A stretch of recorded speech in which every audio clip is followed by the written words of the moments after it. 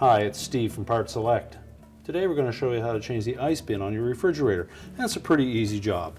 All we're going to need is a Phillips screwdriver, a small flat blade screwdriver, and a 1/4 inch nut driver. Let me show you how we do it. Now to do this repair, we're going to begin by opening the freezer door. We're going to lift up on the ice bucket and just pull it completely out of the freezer. And we'll set that on a suitable work surface so that we can exchange the front panel portion of it and the auger. But before we do that, we'll want to reach in and lift the shut-off arm for the ice maker into the off position until we have our repair complete. Now to do this repair, we're going to need to remove the complete front panel and the door, as well as the shield across the top and the auger assembly. We need to remove that from the old bin and transfer it to the new one. And take a flat blade and just slide it under that catch, flip that up. We'll do the same on the opposite side. And we'll do the same to that. Just take a flat blade and just remove that.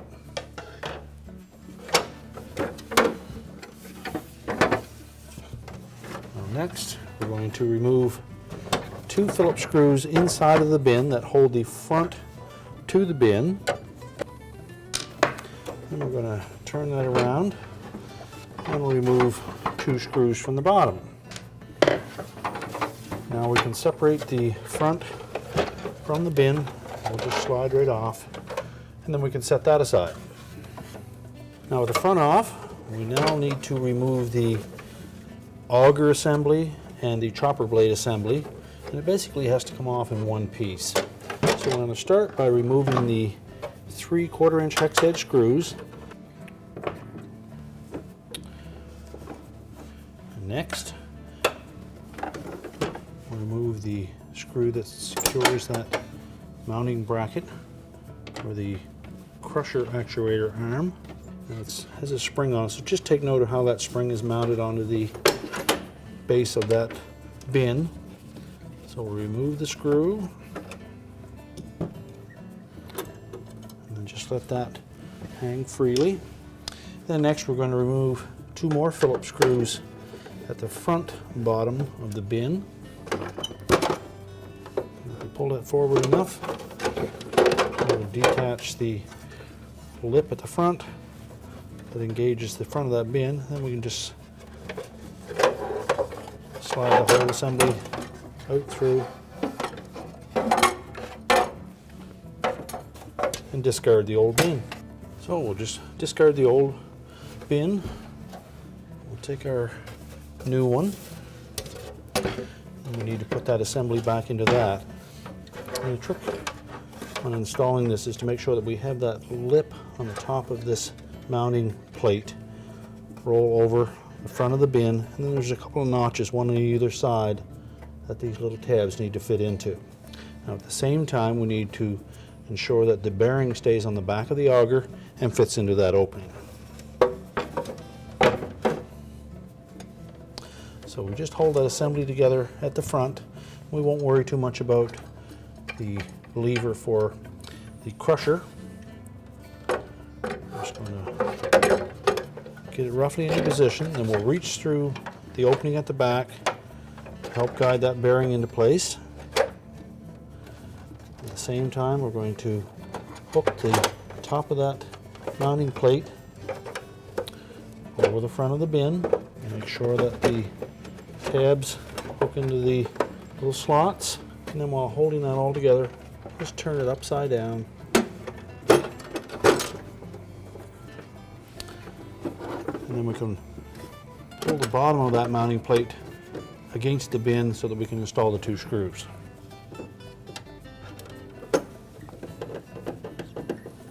And make sure that that bracket is sitting flat on that mounting tab on the bin. If it isn't, it would mean that the top is slipped out of position, and we don't want to put excess pressure on that screw. Make sure that they both pull in and lay flat, and then tighten the 2 screws and just roll that over and verify that it is hooked in properly. Next, we'll need to ensure that the arm for that crusher is positioned properly through the opening in that front plate. You'll note that there's two sets of crimps on that rod. One set will go behind the plate and one in front. So rotate it until it goes partway through the hole. Then we need to engage that hook into that slotted opening that operates the crusher door. And we can line that up after we've secured the rod. So just make sure that it's in the opening. And we're going to make sure next that that spring hooks around the tab on the bottom of that bin, and that the bracket tucks in behind that tab. That will put spring tension on it, so we'll just hold that in position until you can put a screw in. Now we can turn it around. And next we're going to rotate that assembly into position so that the 3 screw holes line up, and also that we engage the hook on that rod into the flapper door. So just rotate it into position and just hold it there. Then look down inside the opening and make sure that that rod is engaged. And you can see in that position it has not. So we'll just let it slip down in and rotate that up again.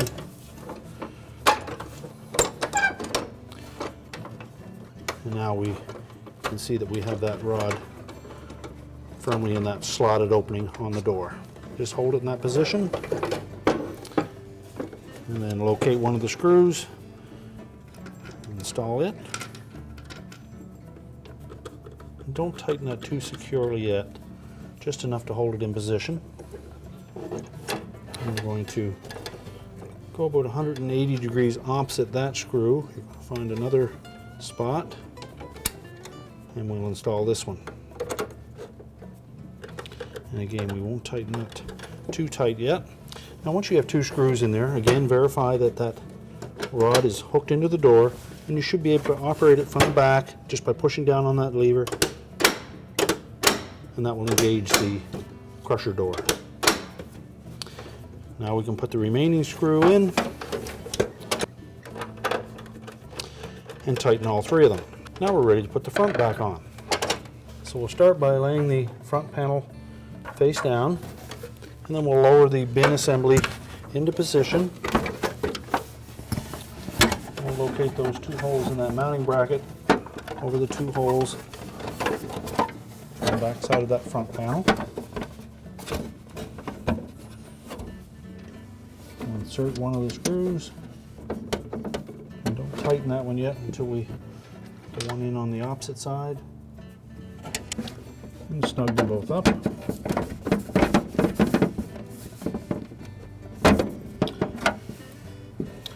We're going to turn that around, and we'll locate the 2 screws for the inside.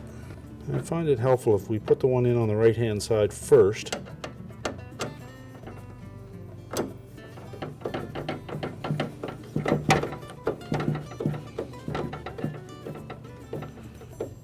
And again, we won't tighten that one securely yet. You'll note the one on the left side has a slotted opening in it. We need to make sure that we have the screw fully into the hole on the front panel.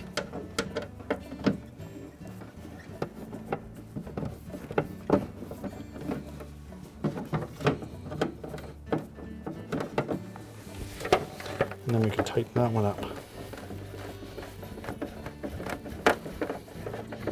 Tighten the one on the left, and then we'll tighten the one up on the right.